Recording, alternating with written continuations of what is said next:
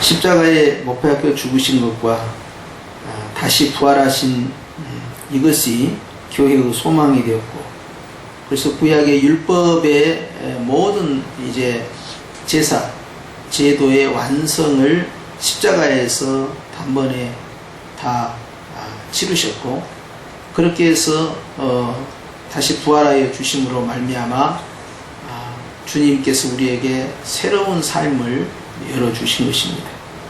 그래서 십자가에 죽으심과 부활하심을 지난주 했고요. 오늘은 이제 그 다음 이어서 승천에 관한 이야기입니다.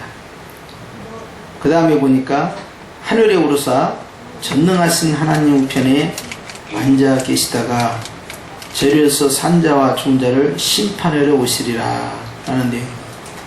승천의 내용, 오르신 거, 그 다음에 보좌에 앉으신 거, 그 다음에 다시 심판하시러 재림하시는 거, 이런 내용이 있습니다.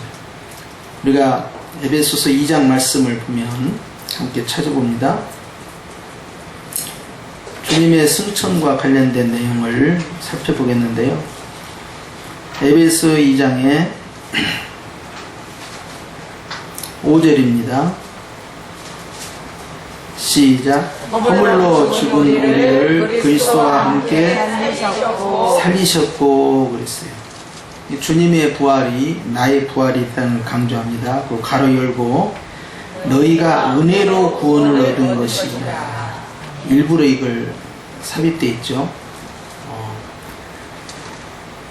구원은 내 노력으로 이루어진 것이 아니다 하는 거예요. 왜냐하면 죽은 자는 말이 없으니까요. 그래서 그리스도와 함께 죽고 그리스도와 함께 살아났다 하는 거예요.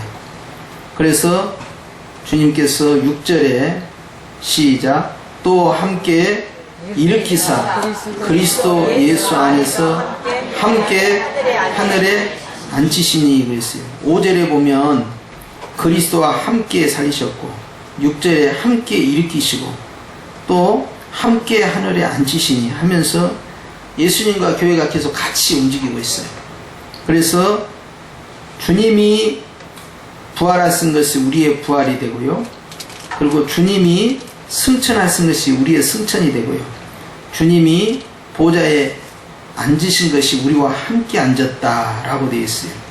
그래서 그리스도 예수 안에서 함께 하늘에 앉혔다 이렇게 되어 있죠. 주님께서는 에베소 2장 6절 이하의 말씀뿐만 아니라 또한 요한복음, 요한계시록으로 갑시다. 요한계시록 20장에 보면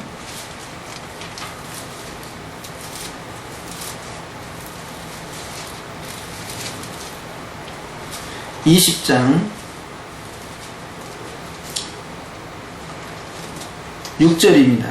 시작. 이 첫째 부활에 참여한 자들은 복이 있고 거룩하도다. 둘째 사망이 그들을 다스리는 권세가 없고 도리어 그들이 하나님과 그리스도의 제사장이 되어 1000년 동안 그리스도로 더불어 왕노릇하리라. 주님의 왕노릇 하심에 성도가 참여하는 부분입니다. 그래서 주님께서 이 약속을 하시고 계시록 22장에 가시면요, 22장 5절입니다. 시작. 다시 밤이 없겠고 등불과 햇빛이 쓸데없으니 이는 주 하나님이 저희에게 비추심이라. 저희가 세세토록 왕노릇 하리로다. 그래서 1000년이라는 완전 숫자를 20장에 강조했다면 이 계시록 22장 5절에는 세세토록 영원토록 왕노를 한다 하면서 이제 예수님의 가지신 그 왕권이 교회 안에서 실현된다는 걸 알 수 있어요. 그러니까 예수님은 머리고 교회는 몸이기 때문에 예수님과 교회가 같이 하나가 되어서 연합이 되어서 움직여가는 과정이에요. 그렇기 때문에 주님이 가지고 계신 왕권이 교회의 왕권이 되고요. 또 주님이 이 다스리심이 교회를 통하여서 또한 나타나시는 것이죠. 그래서 하늘에 오르셨다라는 승천했다라는 사실에 우리는 믿는다라고 고백을 합니다. 승천한 사람이 구약에 있지요. 누굽니까? 에녹입니다. 창세기에는 그 내용이 나오지 않는데 히브리서에 그 내용이 나와요. 히브리서에는 에녹이 하나님과 함께 동행을 했다 그랬어요. 일평생을 하나님과 함께 동행을 하는데요, 그가 많이 살지는 못했어요. 몇 년 살았어요? 365년입니까? 그런데 하나님과 함께 동행하다가 그가 어떻게 됩니까? 하늘로 올라간다고 했어요. 죽음을 보지 않고. 그리고 또 한 사람이 있지요. 죽지 않고 올라간 사람이 누굽니까? 엘리야입니다. 엘리야는 엘리사가 쫓아가니까 이제 해오리 바람을 타고 올라갔어요. 요단강 건너편에서 올라가는데 해오리 바람을 더 이상 볼 수 없도록 두 사람 사이를 갈라놓기 위해서 불말과 불병거가 등장을 합니다. 그래서 엘리사를 완전히 띄어놓죠. 그리고 승천을 해요. 죽음을 보지 않고 올라간 두 번째 인물입니다. 변호산에서 예수님께서 이 엘리야와 그리고 모세를 만나게 됩니다. 그것을 베드로와 야고보와 요한이 목격하게 되죠. 그러면서 변화산에서 예수님의 고난받는 일에 대해서 그들과 함께 대화를 하셨다라고 되어 있어요. 그때 주님의 용모가 변합니다. 얼굴은 이 햇빛처럼 태양처럼 밝아지고요, 옷이 환해져요. 얼마나 눈이 부신지. 그때 음성이 들리죠. 이는 내 사랑하는 자여 기뻐하는 자니 너희는 저의 말을 들으라. 이렇게 하면서 이제 이 베드로와 야고보와 요한에게 들리는데, 바울은 신앙의 정체성을 이야기할 때 꼭 다메섹을 이야기해요. 다메섹에서부터 출발했다. 다메섹 신앙입니다. 거기서 하나님에 대한 첫사랑이에요. 그런데 베드로는 여러 가지 체험이 있어요. 가령 갈릴리 바다에서 물고기를 깊은 곳으로 던져라 했을 때 엄청난 고기를 잡았어요. 그리고 예수님 쫓아왔죠. 그것이 큰 사건이었고, 거기에만 끝난 게 아닙니다. 나중에 또 부활하신 이후에 갈릴리 바다에서 오른편으로 던져라 했을 때 또 153마리가 잡히는 그런 기적을 체험하죠. 그럼에도 불구하고 베드로 전후서를 통해서 자기의 경험을 소개할 때 나타나는 것이 변화산 사건이에요. 변화산 사건은 예수님이 하신 수많은 기적 가운데서 베드로에게 아주 강하게 각인되어 있어요. 그가 물 위를 걷는다든지 오병이의 기적을 본다든지 주님과 관련된 여러 체험이 있지만 변화산의 기적에 대해서 굉장히 마음 가운데 깊이 새김을 받습니다. 그때 주님이 이제 그 용모가 변화가 되면서 음성을 들은 거예요. 마치 다메섹에서 바울이 주님의 음성을 듣는 것처럼 듣게 됩니다. 근데 듣는 내용이 기가 막혀요. 세례 요한에게 예수님께서 세례를 받으실 때 성령이 비둘기같이 임하시면서 들려온 하늘의 음성은 이는 내 사랑하는 자요 내 기뻐하는 자다.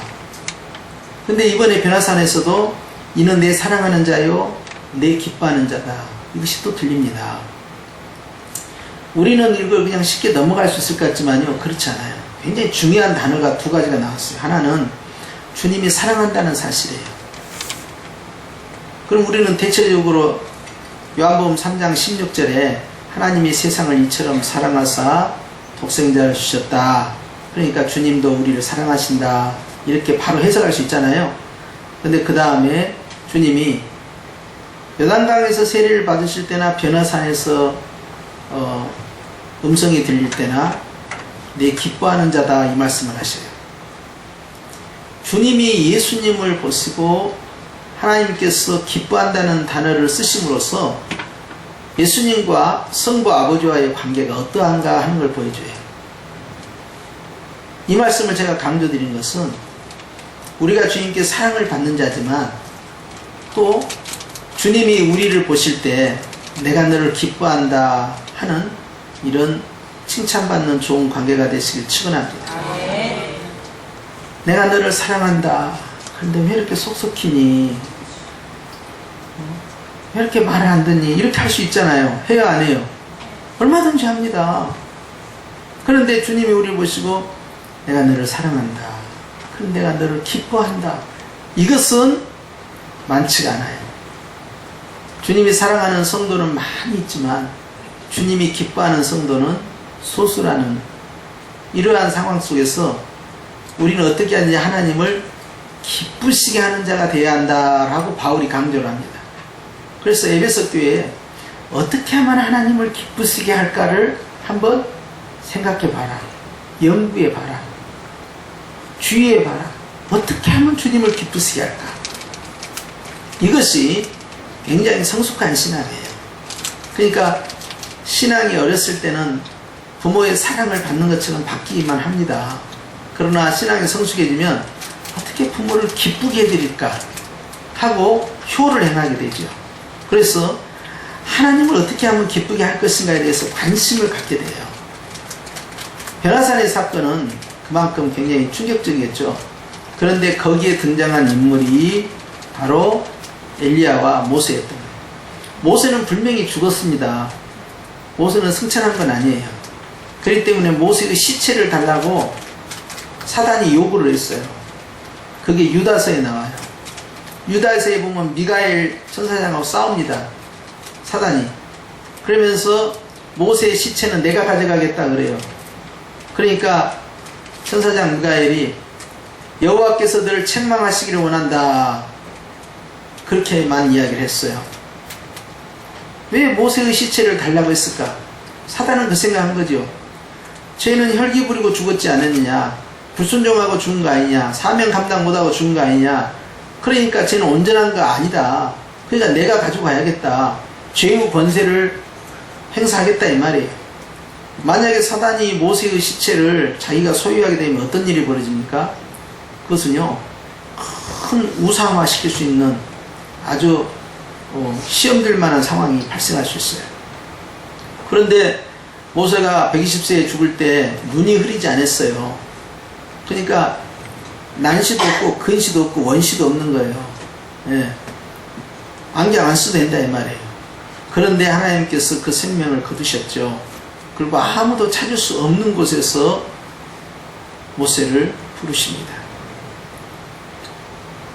이스라엘 백성들에게 있어서 모세라는 존재는요, 엄청나게 큰 권위자예요. 그런데 사단이 그걸 가지고 시험에 들게 했으면요, 지금 마호메스의 무덤을 지어놓고 사우디아라비아 메카에 그걸 성지화했잖아요. 그리고 그곳에 매년 가가지고 순례객들이 묘를 돌면서 기도를 하고요. 거기에서 은혜가 임할 줄 알고 다니다가 많은 사람들이 압살을 당하고 인명피해가 일어나고 죽은 자의 무덤에서도 능력을 구하는 거예요. 또 석가모니의 그 전신살이도요, 세계적으로 이제 이거 이 보물이다, 성물이다 해가지고요, 그걸 전부 전시를 하고 그걸 가지고 집회를 하고 그래요. 그런데 기독교만큼은요, 예수님의 유해가 없어요. 왜냐하면 다시 부활하셨기 때문에. 그렇기 때문에 우리는 비어있는 무덤을 자랑하지요. 그런데 모세의 시체가 만약 있다고 생각해 보세요. 이것이 얼마나 큰 시험거리가 되겠습니까? 결국 미가엘 천사장이 야단을 치고 사단이 더 이상 육체를 소유하지 못하도록 했는데, 모세가 지팡이를 가지고 2번 바위를 친 이 사건을 통해서 혈기를 부리고 하나님 영광을 드러내지 않았다. 이 사건을 통해서 배제를 당하고 리더십이 체인지가 됩니다. 굉장히 온유한 사람이 모세예요. 지면에서 가장 온유하다 그랬어요. 그런데 가장 온유한 사람이 어떻게 혈기를 부릴 수 있었을까? 정말 이거 아이러니예요. 그리고 결국 거기에서 리더십을 교체해버립니다. 주님은 그것을 굉장히 중요하게 보신 거예요. 그 사건을. 결국 모세가 혈기를 부리면서 지팡이를 2번 때리는 일을 통해서 반석에서 물이 나왔어요. 그러나 주님께서는 그 지팡이를 가지고 반석을 가리키기만 하라고 했어요. 두들기지도 말하는 거예요. 가리키기만 하는데도 물이 터져 나오는, 이걸 주님을 원했던 거예요. 그리고 사도 바울은 해석을 합니다. 반석은 그리스도다 그랬어요. 반석은 그리스도다. 그러니까 그리스도를 통해서 생명수 샘물이 나오는 거죠. 그런데 그거에 대한 영적 의미가 있었는데 모세가 그걸 2번을 줄겨버립니다. 그렇게 함으로써 하나님께서 심히 노하시게 되죠. 결국 모세의 리더십은 이제 교체가 되는데요. 그럼에도 불구하고 모세는 지옥 가지 않았어요. 모세는 당연히 천국 갔죠. 그리고 변화산에 등장을 합니다. 거기에서 예수님의 죽음에 대해서 논의한 거죠. 하늘에 올랐던 수많은 믿음의 선진들이 있습니다. 살아서 오르든 죽어서 주님 나라에 들어가든. 그러나 살아서 올라간 존재들이나 죽어서 올라간 존재들이나 가져야 할 공통점이 있습니다. 그것은 예수님이 다시 재림하실 때요, 신령한 몸으로 바뀌는 거예요. 그건 남아있어요. 그래서 예수님께서는요, 우리와 함께 죽었고 또 교회와 함께 다시 부활했고, 그리고 교회와 함께 하늘에 올라 보좌에 앉아있다 하는 거예요. 교회를 가리키고 있어요. 그래서 바울은 이렇게 고백하지요. 우리는 천국 시민권자다 그래요. 빌립보 교회는요, 시민권을 가지고 있어요. 그러니까 시민권이 얼마나 중요한가를 알고 있습니다. 그런데 바울은 로마의 시민권이 문제가 아니라 천국의 시민권이 우리에게 있다 하면서 진정한 영적 시민권을 사모해야 된다 하면서 육적 시민권과 대비를 합니다. 그 육적 시민권도 엄청나게 중요한 가치가 실생활에 있는데 그와 비교할 수 없는 영적 시민권을 강조한 거죠. 교회는 이 땅에 있지만 그러나 영적으로는 주님과 함께 주의 보좌 앞에 지금 앉아있다는 사실이에요. 그렇기 때문에 우리는 하나님 앞에서 십자가에서 같이 죽고 무덤에서 같이 부활하고 그리고 함께 승천해서 함께 보좌에 앉아있는, 즉 주님과 함께 움직이는 교회가 된 것이죠. 그럼 이제 우리는 그러면 입장이 어떻게 정리가 되어야 되느냐? 야, 우리는 이 땅에 살고 있지만 그러나 하나님께서 교회를 올리셨고 보좌에 앉히셨구나. 그것은 교회의 영적 권위, 즉 교회는 나 자신을 가리킨 거예요. 내가 어떤 존재이냐? 내가 이 땅에서 육체를 가지고 살고 있고 때로는 실수하고 넘어지고 허물이 있고 죄를 짓고 그렇게 살지만 나는 영적 내 소속과 내 포지션 위치가 어디냐? 그것은 바로 주님의 보좌라는 거예요. 이걸 가르쳐서 따라서 합시다. 자녀의 권세. 자녀의 권세. 권세라는 것은 보좌에 앉으신 주님으로부터 부여가 된 거예요. 그래서 주님께서 우리를 특별한 존재로 끌어올리셨는데, 근데 나는 이 땅에 살고 있잖아요. 나는 이 땅에서 죄와 싸워서 이기지 못할 때가 참 많잖아요. 그럼에도 불구하고 내가 어떻게 보좌에 주님과 함께 앉아있느냐라고 질문할 수 있잖아요. 그것은요, 우리가 육체를 가지고 이 땅에 살고 있지만 우리가 영생을 가졌습니까? 안 가졌습니까? 가졌어요. 이미 가졌습니다. 똑같은 이치예요. 우리가 육체를 가지고 이 땅에 살고 있지만 이곳에서 희노애락을 누리면서 때로는 일어서고 때로는 넘어지면서 성공과 실패를 반복하고 때로는 죄를 질 때도 있고 선을 행할 때도 있지만, 그러나 우리는 주님의 보좌에 함께 앉아있는 영적인 천국 시민권자다 하는 걸 강조하시는 거예요. 그래서 사도신경에서는 예수님께서 이 세상에 동정녀 마리아의 몸으로 오셨다는 것과 또 본디오 빌라도에게 고난을 받아서 십자가에서 죽으셨다는 것과 그리고 죽은 자 가운데서 3일 만에 다시 살아났다는 것과 그 주님께서 교회와 함께 승천하셔서 주의 보좌에 현재 앉아 계신다는 것까지 우리는 믿사오며 이렇게 들어가는데, 이 믿사오며가요, 어떤 믿사오며 되냐면 주님의 그 행위들, 죽으시고 부활하시고 승천하시고 보좌에 앉으시는 이런 여러 동작들 있잖아요. 액션들이 그의 액션이 아니고 교회의 액션이라는 거예요. 교회와 함께하는. 그러니까 히스토리가 아니고 마이 스토리가 되는 겁니다. 그의 이야기가 아니라 우리의 이야기가 되는 거예요. 왜냐하면 교회와 예수님은 함께 움직이기 때문에 그러합니다. 그러면 재림도 마찬가지예요. 재림도 심판의 목적으로 불신자에게는 심판이고 신자에게는 이제 구원의 마지막 마침표가 돼요.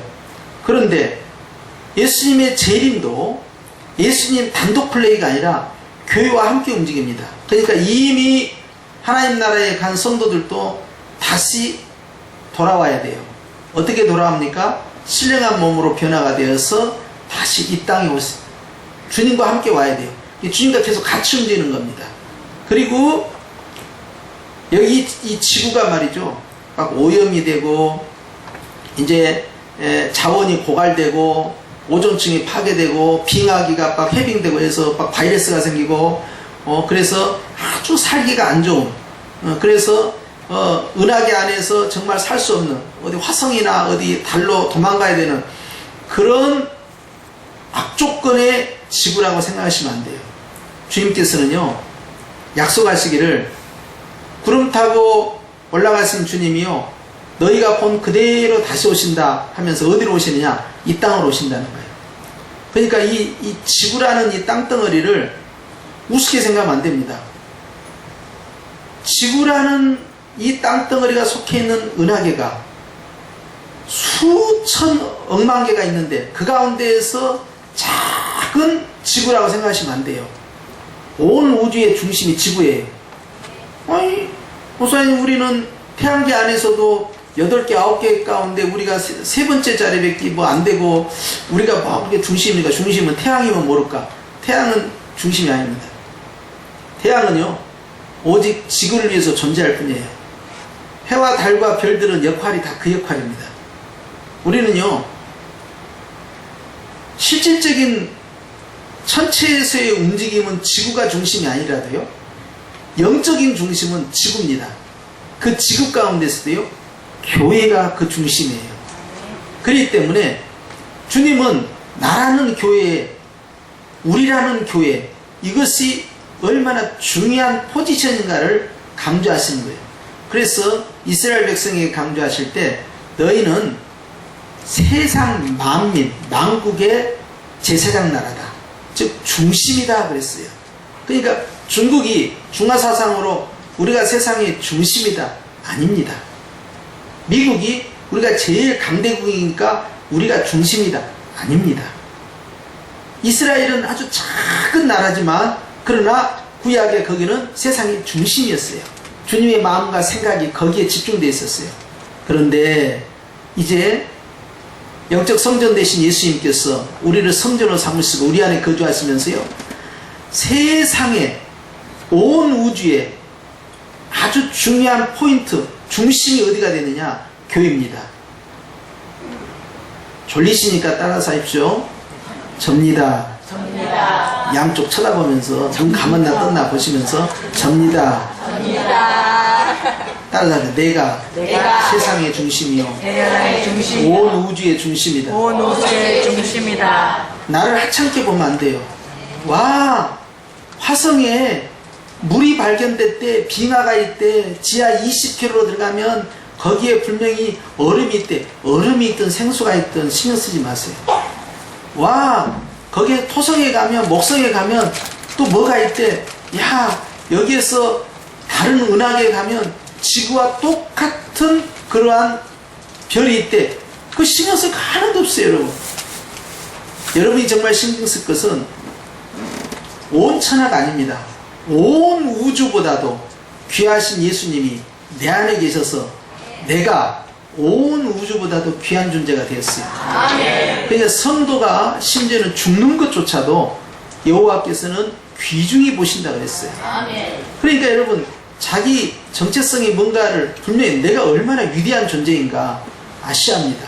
그래서 주님과 함께 죽은 자는 주님과 함께 부활하고 주님과 함께 부활한 자는 주님과 함께 승천하고, 주님과 함께 승천한 자는 주님과 함께 보좌에 앉아있고, 주님과 함께 보좌에 앉아있는 자는 주님과 함께 심판하러 온다는 거예요. 주님의 심판의 보좌의 영역에 우리가 함께 동참해서, 우리가 보면 재판장에 주심이 있고 이제 구심이 있고 그러잖아요. 배석 판사들이 있잖아요. 그런 것처럼 주님이 우리와 함께 이 일을 진행하시겠다는 거예요.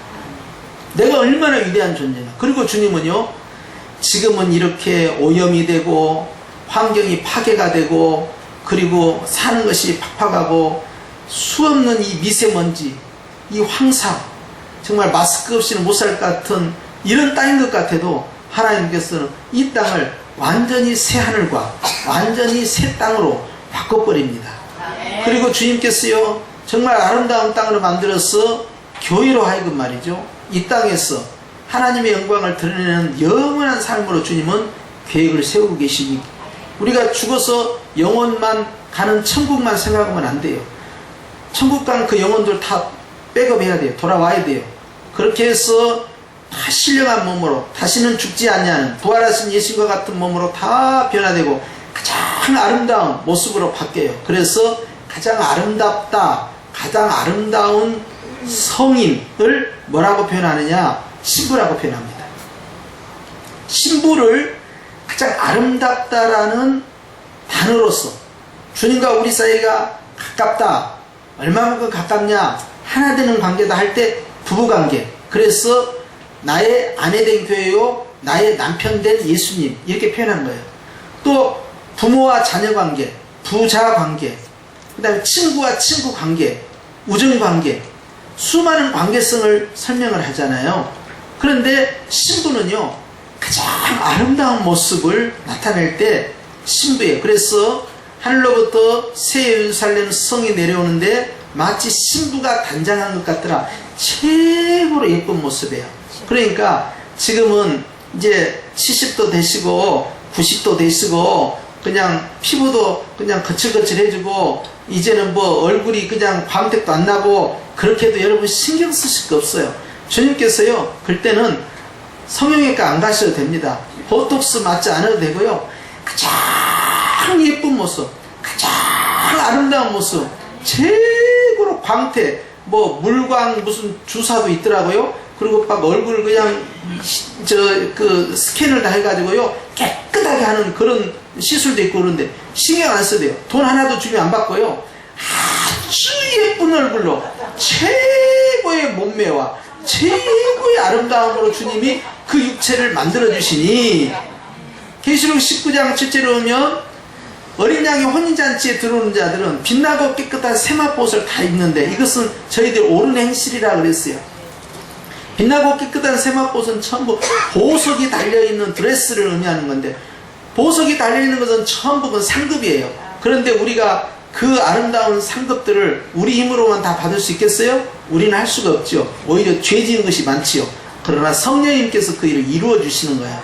그래서 주님이 우리를 아름답게 치장하시게 하여 때로는 말이죠, 불같은 시험도 허락해 보시고 물같은 연단도 해보시는 거, 그렇게 하면서 우리를 더 아름답게 갖고 가시는 것이죠. 그래서 하나님께서는요, 새하늘과 새 땅과 새 예루살렘에서 영원토록 함께하는 영생복락의 축복을 적용을 하시기 때문에 죽어서 그냥 다른 별나라로 간다든지 그냥 지구는 그냥 없어져 본다든지 이런 생각 하시면 안 돼요. 하나님께서요, 창세기 1장에요, 온 천하 만물을 창조하셨어요. 천지를 창조했어요. 그때 1월 성신, 해와 달과 별들을 궁창에 베푸셨어요. 그것은 하나의 목표를 삼은 거예요. 그건 지구입니다. 그런데 그 지구는 하나의 목표를 향해 가고 있어요. 그것은 아담이었어요. 그런데 그 아담의 정점은 예수 그리스도로 갔습니다. 둘째 아담이시죠. 그리고 온 천하보다 귀하신 모든 것의 중심이 되시는 그 예수님이 우리 마음에 들어오셨어요. 아멘. 그리고 우리를 타락하기 전에 아담보다 더 높은 자리로 끌어올리시고, 아담이 감히 하나님을 향하여서 부부관계의 설명을 할 수 없지만 우리는 하나님을 향하여 예수님 앞에 우리는 부부관계로 호칭을 부르는 거예요. 그러니 우리가 훨씬 타락하기 전에 아담보다 더 높은 위치로 업그레이드가 된 겁니다. 그러니 주님 앞에서 감사할 것밖에 없는 것이죠. 이제 여기서 우리가 마지막으로 기억해야 할 것은 예수님과 함께 움직인다는 거예요. 그러니까 그의 십자가의 죽으심이 아니라 내 죄가 같이 죽은 거예요. 그의 부활하심이 아니라요, 내가 새 생명을 얻은 겁니다. 그가 혼자 승천한 것이 아니라요, 아이고 얼른 늙으면 죽어야지. 뒤에 계시는 우리 강순자 권사님, 아이고 내가 언제나 더 사나, 얼른 가야겠다. 아니 모세처럼 120세가 넘었으면 내가 그러세요. 그렇게 하겠는데, 아니 나이도 두 자리 숫자밖에 안 되는데 내가 언제나 가나 하는데 때가 되면 다 가요. 가지 말라고요. 서두를 거 하나도 없어요. 그때는 가기 싫어도 다 가야 됩니다. 그런데 여러분, 주님과 함께 죽으시고 주님과 함께 부활한 성도는요, 주님과 함께 영적으로는 이미 하늘로 승천했어요. 그러니까 자꾸 근심이 들어오고 염려가 들어오니까 이 땅에 살고 있는 것이 괴로운 것이지, 감사와 기쁨이 있으면요, 나는요 육으로는 이 땅에서 밥 먹고 살고 있지만요, 영으로는요 내가 이미 주님과 함께 하늘에 올라간 자예요. 우리는 이 두 가지 모습을 다 가지고 있어요. 그런데 우리가 걱정하고 근심하고 절망하고 하면은 지옥 같은 삶을 사는 거고, 우리가 감사하고 기뻐하고 주님을 찬양하면 천국 같은 삶을 사는 것이니, 하나님의 나라를 임하게 할 것이냐 아니면 지옥 같은 삶을 살 것이냐 하는 것이니, 우리 강순자 권사님은 빨리 결단을 내려서 천국 같은 삶을 살다가 천국에 가셔야지. 뒤에서 아멘은 잘 안 들려. 할렐루야. 그러니 마음이, 주님께서는 찾아오셨잖아요. 여기 성전을 지었잖아요. 여기가 하나님의 나라가 시작되는 첫 번째입니다. 그러니 수고하고 무거운 짐진 자들아 다 내게로 오라. 내가 너희를 무엇을 쉬게 한다고 그랬어요? 마음을 쉬게 한다고 그랬어요. 이게 천국은 어디서부터 시작돼야 돼요? 내 심령 성전부터 시작돼야 되니, 여기에 감사가 있고 여기에 기쁨이 있고 여기에 사랑이 있고 여기에 소망이 있으면 천국은 이미 시작되었으니, 하나님의 나라는 여기 있다 저기 있다 장소가 아니고 예수님을 모신 너희의 마음 안에 있는 것이다 하는 거예요. 그러니 하나님의 나라가 되시는 예수님께서 우리와 함께 하시고, 그분께서 또한 승천하셨으니 그분만 간 것이 아니라 바늘 가는 길에 실도 가게 돼 있으니, 바늘이 가셨으니 뭣도 가야 돼요? 실도 가 있더라. 그러니 기도를 많이 하면 내가 땅에 있는지 하늘에 있는지 보일 것이요. 그런데 성경에는 믿어라 했으니 주님과 함께 우리가 올라갔다 그랬어요. 함께 올라가. 어떻게 올라가요? 이미 함께 올라가 있다. 영으로는. 그래서 우리는 천국 시민. 그리고 주님이 그 보좌에 앉으셨다는 거예요. 이건 다스림, 통치입니다. 우리는 주님과 함께 또한 이 땅의 환경 가운데, 생활 가운데, 많은 희노애락 가운데 다스리고 다스려야 돼요. 왜냐하면 주님이요, 창세기 1장 28절에 아담에게 사명을 주셨는데, 너는 생육하고 번성하고 충만하라, 이렇게 복을 주시고요. 그 다음에 말씀이 너는 땅을 정복하고 다스려라. 즉 잘 통치하고 잘 관리를 하라는 이야기예요. 그런데 우리가 마음도 다스리지 못하고 나의 가정도 다스리지 못하고 나의 삶도 다스리지 못하고, 이것을 잘 따뜻거려서 다스리고 절제를 지키고 평안을 끼치고 감사의 단비를 내리고 이렇게 해서 잘 나의 삶을 다스리는 자가 하늘의 보좌에 앉아있는 자의 권세를 행사하는 것이니, 죽어서만 간다고 생각해서는 안 된다. 이 땅에서부터 벌써 우리는 주님과 함께 다스려야 된다. 그러니 여러분, 어떻게 하면 다스리겠어요? 주님 마음으로. 너희 안에 이 마음을 품으라. 그리스도 예수의 마음이다. 주님이 평안하면 나도 평안하고, 주님이 감사하고 계시니 나도 감사하고, 주님이 기뻐하고 계시니 나도 기뻐하고, 주님이 찬양하니 나도 찬양하고. 그러니까 그러고 싶지 않는 마음이 이 속에 있어요. 낙심도 있고 근심도 있고 염려 있고. 화가 날 때도 있고 미움도 있고 이 두 마음이 내 안에서 막 싸우는데 사도 바울은 뭐라 그랬어요? 두 싸움이 일어나는데 자기가 너무 힘들다는 거예요. 그런데 로마서 7장에서는 너무 괴로워, 너무 힘들어. 8장에 가서는 탁 뒤집어요. 그러나 그리스도 예수 안에서는 내게 정죄함이 없고 나는 생명의 성령의 법이 나를 다스린다. 인 크라이스트라는 거예요. 나는 예수님 안에 있다. 내 마음과 내 감정, 내 생각, 나의 삶, 나의 고민거리를 예수님 안으로 집어넣어버리면 문제가 더 이상 문제가 안 된다. 그래서 예수님 밖에서는 너무 복잡해. 지금 막 머리가 깨질 것 같아요. 그런데 예수님 안에 들고 들어가니까 아무것도 아닌 거예요. 그러니까 주님과 함께 올라가고, 그러니까 얼마나 즐겁고 기뻐요. 그리고 주님과 함께 그 보좌에 앉아 있으니 얼마나 담대하겠어요. 이것이 따라서 지금부터 시작돼야 한다. 할렐루야. 이 삼복 무더위에 얼마나 힘이 드십니까? 그러나 마음과 감정과 또 심지어는 육체도 잘 다스려서 건강하게 보좌에 앉아있는 자처럼 잘 다스려야 돼요. 할렐루야. 사단이 틈 못하도록 잘 다스리는 우리는 따라서 합시다. 이미 구원받았고 이미 승천했고 이미 보좌에 앉아있다 라고 성경에 써져 있어요. 그대로 믿고 우리는 주님의 권세를 나타내는 그런 한 주를 사시고 내일 다 가시고 그렇게 해서 즐거운 한 주간이 되시기를 예수의 이름으로 축복합니다. 아멘. 기도합니다.